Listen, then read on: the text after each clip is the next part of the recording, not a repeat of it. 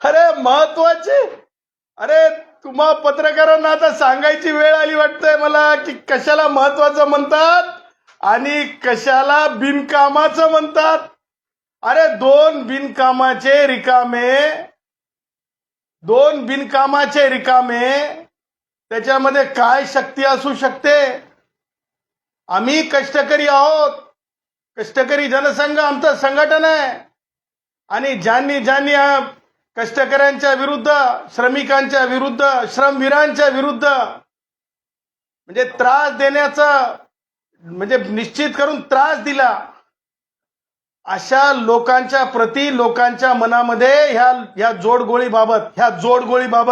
जोडगोळीबाबत कोणतीच भावना असता सद्भावना नाही. हे स्वार्थानं लिप्त होऊन एकत्र आलेत.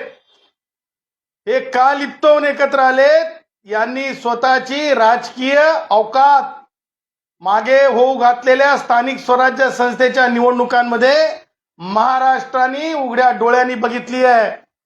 ह्यांच्या अवकातीमध्ये मला असं वाटतंय की ह्यांच्यापेक्षा अति चांगलं राजकारण, ह्यांच्यापेक्षा ह्या जोडगोळीपेक्षा उद्धवराज ह्या जोडगोळीपेक्षा अति चांगलं राजकारण रिपब्लिकन म्हणजे माननीय प्रकाश आंबेडकरांचा जो वंचित बहुजन आघाडी आहे ती करत आहे.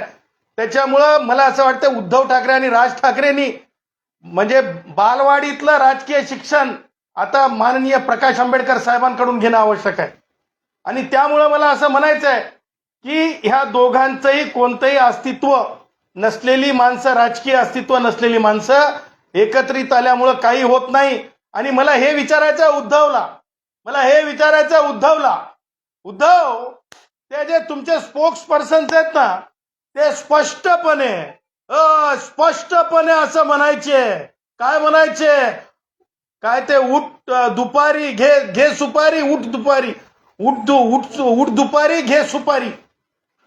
राज ठाकरेंवर उपहासात्मक बोलायचे. त्याचं उत्तर काय उद्धव ठाकरेंकडे? उद्धव ठाकरे आणि त्यांचे प्रवक्ते उत्तर देणार आहेत की नाही हे महाराष्ट्र विचारतंय.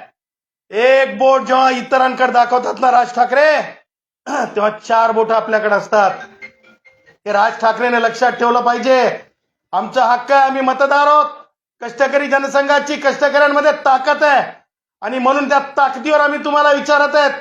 तुम्ही जे म्हणताय ना की राजकीय म्हणजे लहान लेकरं पळवतात तसं राजकीय युवकांना पळवलं चाललंय असं राज ठाकरे बोलले, बरोबर? त्याच प्रकारचं वक्तव्य केलं. मला हे म्हणायचंय राज ठाकरेंना की तुम्ही जे पळवापळवीची गोष्ट करता ना त्या पळवापळवीचा भाग तुम्ही सुद्धा आहात की नाही ते सांगा.